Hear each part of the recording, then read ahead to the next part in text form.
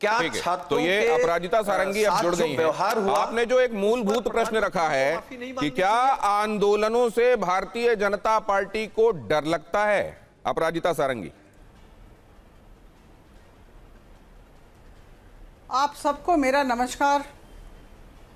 Bharatiya Janata party 140 crore लोगों के मंगल के लिए काम करती आ रही है। 26 मई 2014 एको बंद कीजिए, एको मैं बात नहीं कर पा रही हूं। एको ठीक कीजिए, मैं आप बोलने का क्रम जारी रखिए, मैं इसको ठीक करवाता हूं।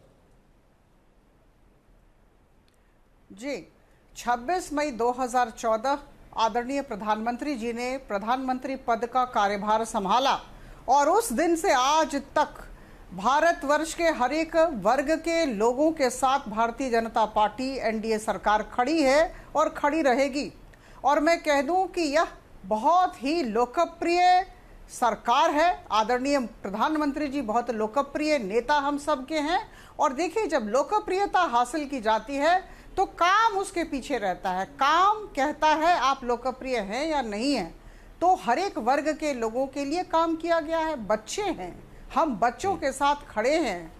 युवा हैं, युवा शक्ति हमारी विचारधारा के मूल में है। और मैं आपको बताना चाहूंगी कि जहां तक इस तरह के प्रदर्शन आंदोलन का क्यों हो सवाल रहे हैं है, तो मैं बहुत स्पष्टता के साथ कह दूं, मैं बता रही हूं, मैं बहुत स्पष्टता के साथ कहना चाहती हूं कि लोकतंत्र में सबको विरोध प्रदर्शन करने का अधिकार है। लेकिन सरकार जो निर्वाचित सरकार होती है उसका एक बहुत बड़ा दायित्व होता है कानून की रक्षा करना भी। तो मुझे लगता है कहीं ना कहीं, मैं प्रशासनिक क्षेत्र से आई हूं, राजनीति में हूं, मैं आपको बता दूं कि चुनी हुई सरकार का दायित्व है एक समन्वय स्थापित करना। ये जो अधिकार है प्रदर्शन का, विरोध करने का, और मैं आपको कह दूं, मतलब ये जो आप ये कह रही हैं जो लाठीचार्ज हुआ वो लॉ एंड ऑर्डर को मेंटेन करने के लिए हुआ। ऑर्डर, कानून की रक्षा करना, इसके बीच में समन्वय स्थापित करना एक चुनी हुई सरकार का दायित्व है। तो वही सरकार करती आ रही है।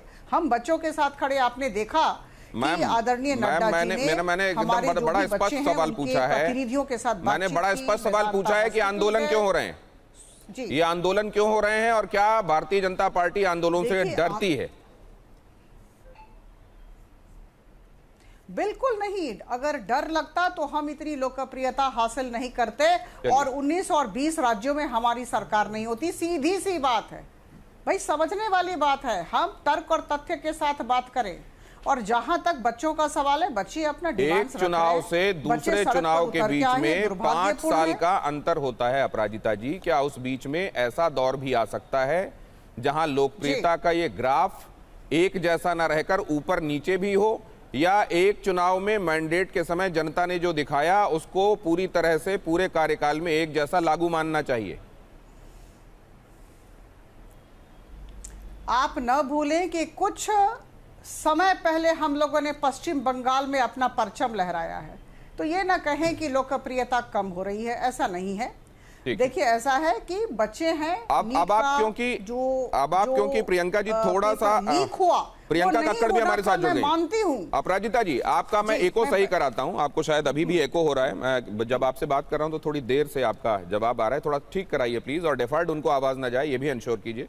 प्रियंका कक्कड़ जुड़ गई आम आदमी पार्टी की तरफ से, उनका स्वागत कर रहा हूं। और जो मूलभूत विषय था, मुझे थोड़ा विषयांतर शुरू में इसलिए करना पड़ा क्योंकि अपराजिता सारंगी, भारतीय जनता पार्टी जाहिर है अपेक्षाएं जवाबों की सबसे ज्यादा इस समय उनसे हैं, उनका इंतजार हो रहा था, इसलिए मुझको कुछ जो मुख्य अभी आज मैंने थीमेटिकली मेन स्ट्रीम सवाल जिसको नहीं समझा है उनको भी लेना पड़ा। लेकिन अब मैं मुख्य मुद्दे पर लौटता हूं। क्या ये पहले इस्तीफा दिया जाए फिर चर्चा की जाए, क्या ये उलट बांसी नहीं है? मतलब होता तो ये है ना कि पहले चर्चा हो, ये एस्टैब्लिश हो कि वाकई गलती हुई है और गलती के लिए सीधे अकाउंटेबल एजुकेशन मिनिस्टर को माना जाना चाहिए और फिर उनका इस्तीफा उसकी बात हो। पहले इस्तीफा फिर चर्चा, क्या ये असल में एक तरीके का कि विरोधाभासी बात कही गई है सदन के अंदर? ये चरणजीत सापरा आपसे मैं समझना चाहता हूं और उसके बाद मैं अपराजिता जी के पास इसका जवाब देने जाऊंगा। देखिए, बीजेपी की प्रवक्ता ने अभी समन्वय की बात की। आपका भी प्रश्न जो है वो लगभग मिलता जुलता प्रश्न है कि भाई पहले इस्तीफा क्यों और बाद में चर्चा किस लिए। आपका भी प्रश्न वही है। इन्होंने समन्वय की बात की। समन्वय करने के लिए 3 महीने लग जाते हैं क्या? क्या सरकार को ये समझ नहीं है, अकल नहीं है कि ये विषय जो है वो गंभीर हो चुका है? दरअसल बात यह है कि ये सरकार निरंकुश है, निर्लज है और निर्दयी सरकार बन गई है। इनकी नालायकी जो है वो रोज सामने आ रही है और नालायकी इस हद तक चली गई है कि ये अपने एक मंत्री को बचाने के लिए किसी भी हद तक जा रहे हैं। मैं तो ये जानना चाहता हूं कि नरेंद्र मोदी जी को एक मंत्री का राजीनामा लेने में इतना समय क्यों लग रहा है? क्या इस मंत्री के पास में एप्स्टीन फाइल से भी कोई बड़ी फाइल है कि नरेंद्र मोदी इसमें ब्लैकमेल हो रहे हैं? 56 इंच का सीना जो है, क्या वो मात्र छात्रों और किसानों पर लाठी चलाने के लिए है, पैलेट गन चलाने के लिए है? जिस तरह से ये निर्दयी सरकार ने परसों पीटा है छात्रों को, अभी समाजवादी के प्रवक्ता भी वही बता रहे थे किस तरह से लड़कियों पर भी अत्याचार हुआ है। आज भी एक लड़की जो है वो हॉस्पिटल में जिंदगी और मौत से जूझ रही है। तो नरेंद्र मोदी इस सरकार के शाह और तानाशाह को पहले इन छात्रों से माफी मांगनी चाहिए, क्योंकि निर्दयता वहां पर दिखाई गई है। और राजीनामा पहले इसलिए होना चाहिए क्योंकि 3 महीने से यह विषय चल रहा है और सबको पता है यह विषय 140 करोड़ जनता में सबसे प्रचलित विषय है और जनता भी यह चाहती है कि धर्मेंद्र प्रधान का राजीनामा हो जाए, क्योंकि 152 पेपर लीक हो जाते हैं, 7.5 करोड़ स्टूडेंट जो है वो इफेक्ट होता है और कन्विक्शन रेट क्या है? 0 है। आपका कन्विक्शन रेट 0 है। आपकी एनटीए को नहीं, तो फिर आप चर्चा किस लिए चाह रहे हैं? अड्डा बना दिया है। आप ये चाह रहे हैं कि सरकार के एक मंत्री का पहले इस्तीफा ले लिया जाए, सरकार का एक मंत्री पहले इस्तीफा दे दे, उसके बाद चर्चा हो इस पे। इस तरह की कितनी घटनाएं आपको देश के इतिहास में याद हैं जहां पहले मंत्री से या संभावित विभाग के जो जिम्मेदार लोग हैं उनसे इस्तीफा ले लिया गया और फिर चर्चा हुई हो उस पे? मैं बताता हूं। देखिए सुरेश कलमाड़ी का इस्तीफा या फिर यूपीए के समय कनिमोई का इस्तीफा या ए राजा का इस्तीफा या पवन बंसल का इस्तीफा या शिवराज पाटिल का या विलासराव देशमुख का इस्तीफा या अशोक चौहान तो अभी बीजेपी में ही है ना, उनसे ही सीख ले लो। उनके ऊपर आदर्श का केस का सिर्फ आरोप लगे थे, राजीनामा ले लिया।